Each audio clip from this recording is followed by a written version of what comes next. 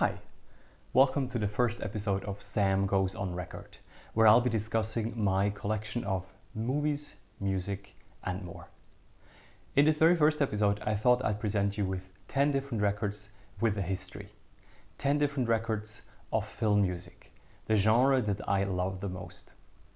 All the following records that I'll be presenting in reverse order from 10 to 1 have not only got a history of their own, the way I bought them and where I bought them, but also mean a lot to me. So here is number 10.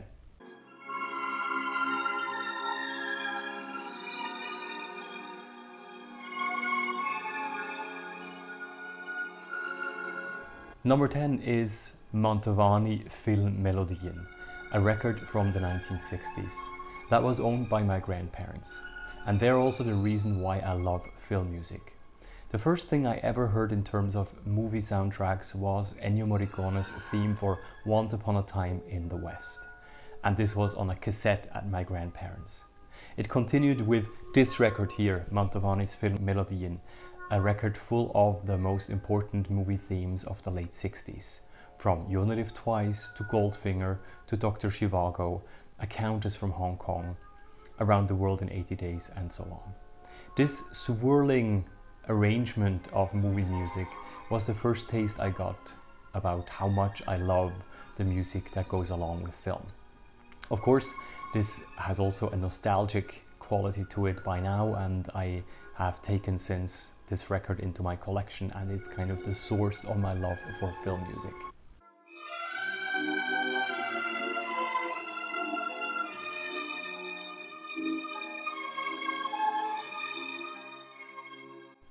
Number 9, the soundtrack from the movie Obsession by Brian De Palma, music by Bernard Herrmann. I bought this record on my first visit to New York City in 2005, and I remember it was one of the hottest summers imaginable, and me and my sister were trying to get to know Manhattan in just about 2 or 3 days. My sister had developed stomach cramps from all the stress of moving around the city so much, and I stumbled across this small record store in Greenwich Village, where I bought the soundtrack from Obsession. Now, the movie Obsession is a bit of an obscurity. It's an homage to Hitchcock's Vertigo from the point of view of Brian De Palma, who has often been accused of copying what Hitchcock does. I think the movie is much better than that. It's its own thing. The music by Bernard Herrmann is extremely beautiful, much in the vein of his Vertigo soundtrack, but with an added quality to it, using heavy organ in some places and choir music. And it was a rarity at the time to find the Obsession soundtrack.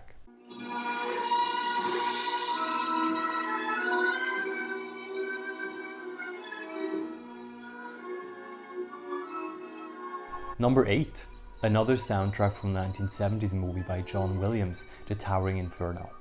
I came across this record in North Beach, San Francisco, on my second visit there in 2010.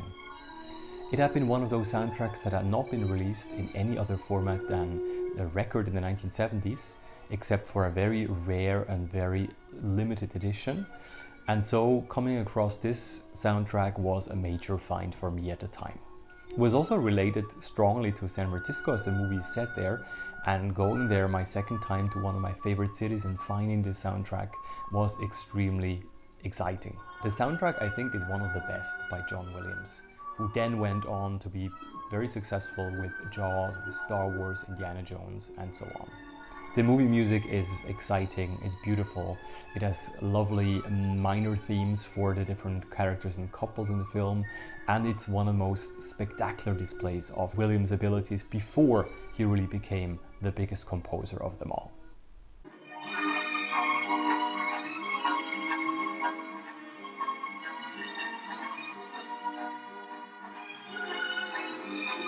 Number 7 is another soundtrack by John Williams, The Eiger Sanction. I came across this record in one of the loveliest stores of records you can imagine in the world. It's located in Brighton and it's called a Record Album. It used to be owned by an elderly gentleman who has since retired. The store still exists, is now in different hands, so I highly recommend you going there at one point For movie buffs, musical fans and so on, it's one of the greatest experiences, but also of course for anyone who loves records.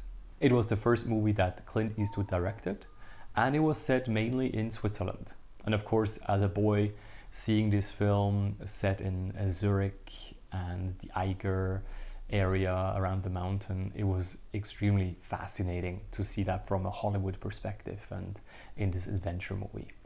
The movie's not that great, but Williams does a great job at heightening the tension, especially in the climbing scenes at the end, where he really makes you feel the chill and the danger of going up there.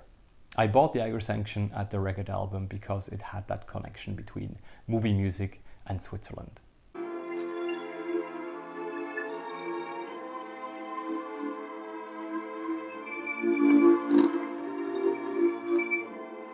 Number 6, Brother, Sun and Sister Moon was one of the 1970s films by Franco Zeffirelli, an Italian director, most famous probably for his Romeo and Juliet adaptation in 1968.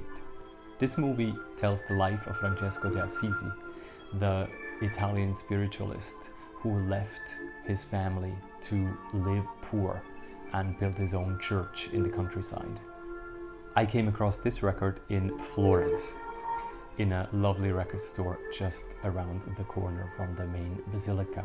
This edition that I bought in Florence is all about Riz Ortolani's compositions. It's a new edition that also includes some concert recordings on video and includes the whole soundtrack by Ortolani in record format. It's one of the most beautiful things you will hear, and just goes to show how much Zeffirelli was able to match his images with beautiful film music.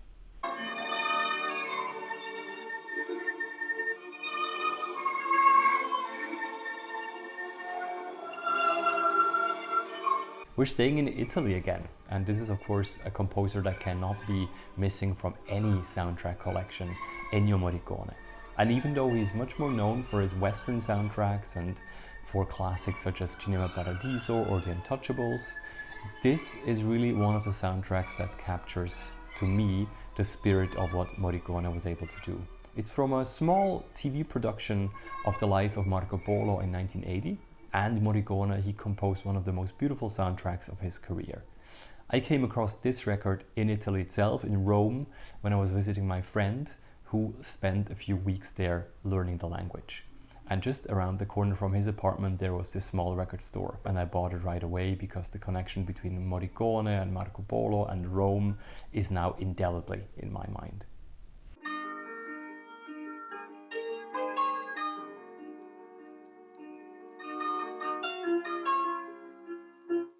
Number 4, another Italian soundtrack by an Italian composer, Pino Donaggio, for a British movie called Don't Look Now, one of the scariest movies you can imagine, from 1973. Don't Look Now is about a couple who have just lost their daughter in an accident, and they decide to go to Venice to get over their loss and for the husband to work on churches and to renovate them. What they find in Venice is an eerie atmosphere of just early winter time, and all the hotels are closing, and they wander around the city, and there is also a couple of psychic sisters, and there is also a murderer on the loose. This makes for an eerie atmosphere that is supported by the soundtrack by Pino Donaggio with piano that is slightly off key and some beautiful melodies at the same time. I bought this record with my parents in London just about 2 years ago, when we were visiting the city for their 50th anniversary after having met there in 1968. So I took them on a trip and we wandered around Brick Lane when we came across this record in a new edition.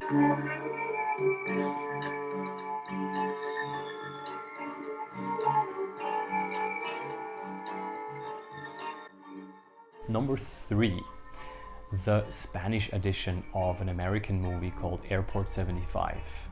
And I came across this record in San Sebastián, one of my favorite Spanish cities in Basque country. And apart from the good foods, there are also some very special, unique record stores. And at the back of one of them, I discovered this gem, the Spanish edition of this disaster movie soundtrack by John Cacawas. This soundtrack is very elegant and eloquent and was only available on a CD edition from Japan that I bought in London in 1992. So now having it on record in its original format was a treat, and especially with this unique Spanish edition bought in one of my favorite cities.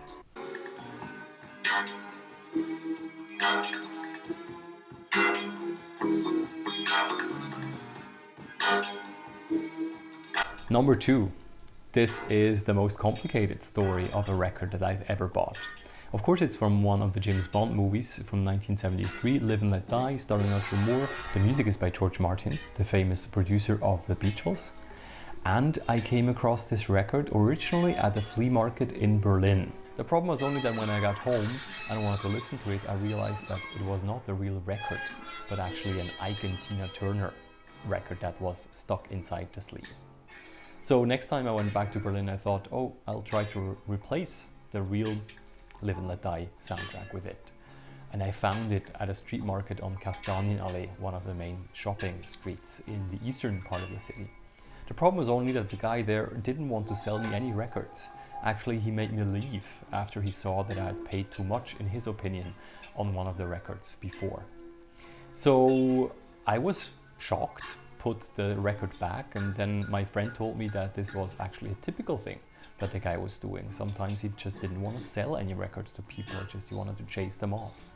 So again, I had not been able to purchase Live and Let Die. So it became kind of like a thing I really wanted. And even the next day I went into a different record store and there was just one James Bond soundtrack, and of course it was Live and Let Die. And since then I've been the proud owner of this soundtrack, which sounds fantastic on record, and I recommend it to anyone who does not believe that records actually sound better than CDs or MP3s to listen to this one in particular on record. It's just amazing.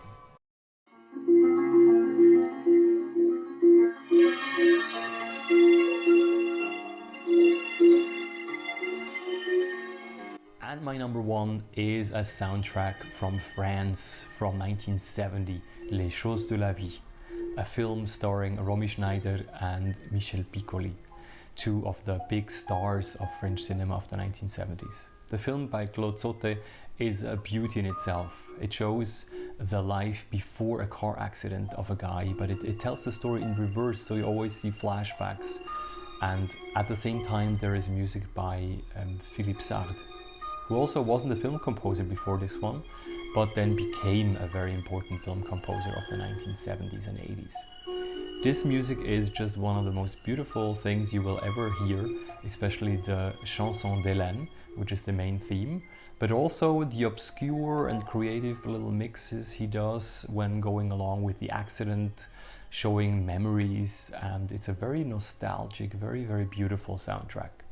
Now, I came across this record just recently in Brussels on my first visit, and the first record store that we entered didn't have a big selection of soundtracks, but it did include 2 other of my favorites, including The Towering Inferno. And then suddenly I just held in my hand Les Choses de la Vie, which is a rarity that you don't very often find. And I bought it right away, no matter the price, and I've been the proud owner of this soundtrack ever since. So these were some of the items I wanted to show you from my collection as a first try of introducing you to my world of music. What were your stories buying records? Did you also experience the same? And what are some of your favorite items in your record collection? Leave me some in your comments, and hopefully you like this video and you're going to watch the next ones I'm going to do as well. So see you next time when Sam goes on record.